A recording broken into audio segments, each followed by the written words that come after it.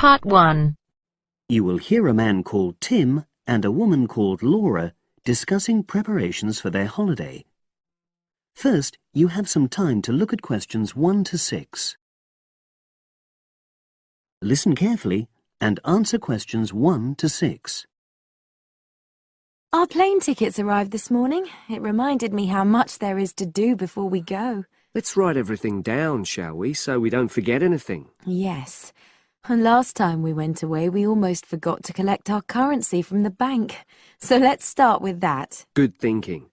And wasn't there an appointment you said you'd got to cancel? Yes, the hairdresser. Thanks for reminding me. Can you write that down too? The shop will be closed now, but I'll do it first thing on Monday. OK. Then starting on Tuesday, we've got to take the tablets we got from the pharmacy. We really mustn't forget to do that. We're not protected against malaria till we've been taking them for at least 7 days. No, so that's really important. And what about shopping? There's still a few things we've got to buy the next time we're in town. We need some more sunblock, don't we? We've only got that factor 10 stuff. It won't be strong enough. I've already bought that. But what we do still need to get is sunglasses. The ones I've got aren't good enough, and I don't think yours are either. OK, I've noted that down. And I think I'm going to get another bag too, just a small one. We always seem to come back with more things than we take. Should we get an extra lock for our suitcase as well, just in case the one we've got breaks? They don't seem to last long. Yes, they are a bit flimsy. OK, right. Oh yes, and we need an adapter for our electrical things, your hairdryer and my shaver. The plugs on them are bound to be the wrong type. We could get one at the airport. They always have them there. Well, I'd rather get it beforehand, so I'm writing it down. And then I think that's it, isn't it? I think so, as far as shopping's concerned. But we also need to order a taxi to take us to the airport. We should do that well in advance. My sister left it too late and she had to take the train with that huge suitcase of hers. I know, she really struggled with it. Before you hear the rest of the conversation, you have some time to look at questions 7 to 10.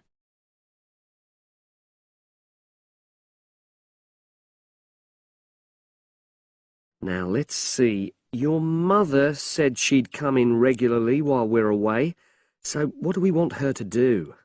I'll write some instructions and we can give them to her tomorrow. Good idea. Well, the cat's the main thing. OK. Feed the cat. We ought to leave her the vet's details as well, just in case there's a problem. Yes. Have you got them handy? Hang on, I'm just looking. Yes, his name's Colin Jefferey. Is that spelt with a G?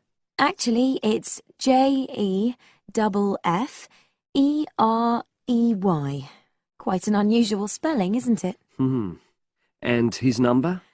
077 594 128.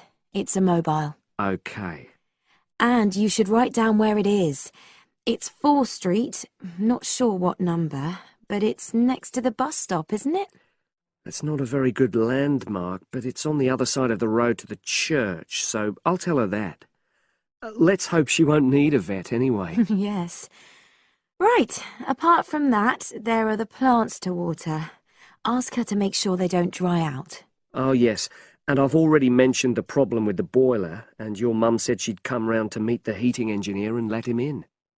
Yes, it's a lot for her to do, but we really need to get the problem sorted out. And the earliest date I could get an appointment was April the 30th.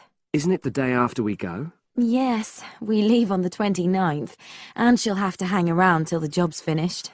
Oh, well, she won't mind, I'm sure. She likes helping people out. Yes, she does. OK. That's it then, I think. Unless you can think of anything else. Not at the moment. Leave the list there and I'll add to it. That is the end of part 1. Part 2. You're going to hear a radio broadcast called Postbag. First, look at questions 11 to 16. Welcome, and indeed welcome every Friday afternoon at 2:15 to Postbag, Your chance as listeners to let us know what you think about our programs and current issues. This week, our postbag has been virtually overflowing. Not that we are complaining, mind you. Many of you, in fact, a staggering 4,373 of you, to be precise, have completed Radio South's listener phone-in survey. Some general points.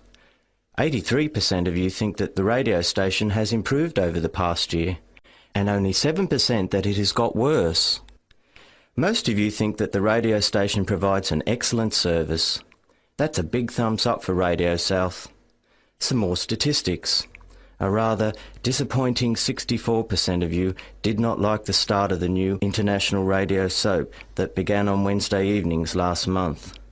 Many of you said that it was too vulgar and puerile, with no plot, no excitement, and only 17% said they liked it. We passed on your messages to the producer, and he said that he had received a number of letters and countless phone calls saying how innovative and modern the plot was.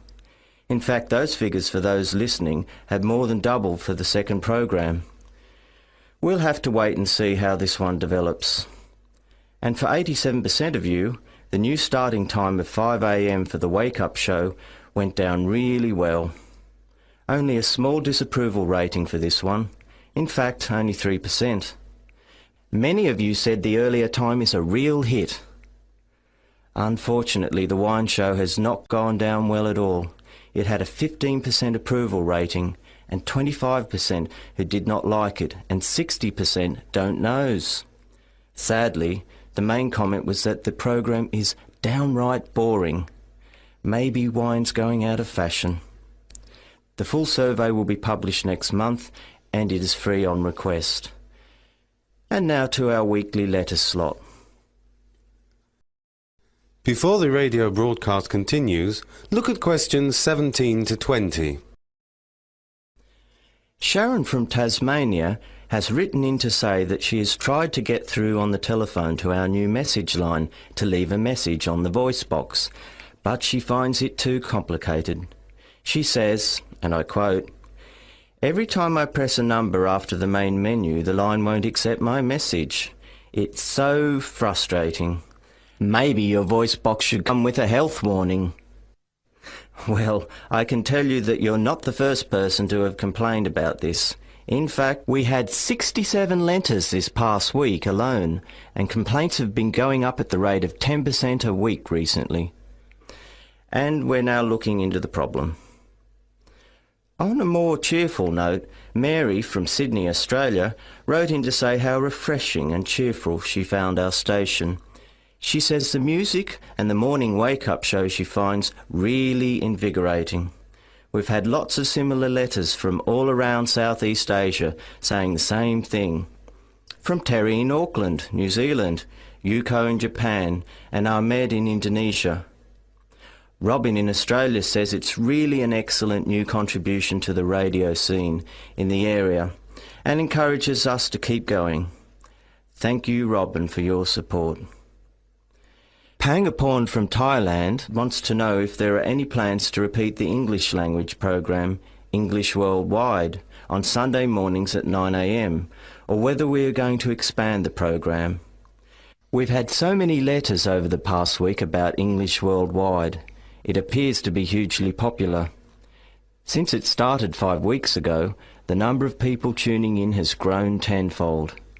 There are no plans at the moment to increase the 2-hour slot on Friday morning, but if numbers keep increasing at the rate they are, we may have to.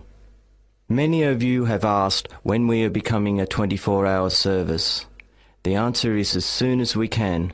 We now broadcast 19 hours a day and hope to be on air 24 hours a day within the next 6 months. And now it's over to Marco, who's going to look at the latest cinema and video releases.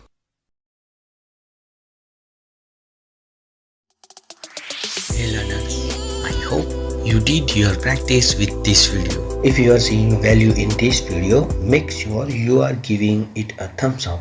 It really makes a big difference. Thank you.